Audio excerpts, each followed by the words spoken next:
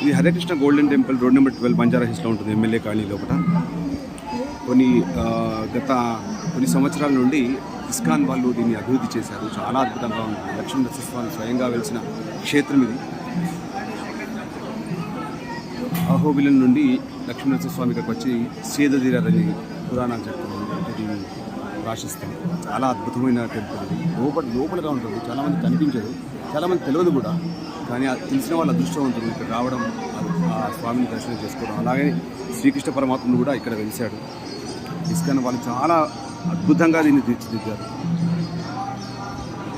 So మీరు ఎవరైనా రావాలనుకుంటే నేను లొకేషన్ పెడతాను, మీరు చూడండి. చాలా అద్భుతమైన క్షేత్రం ఇది.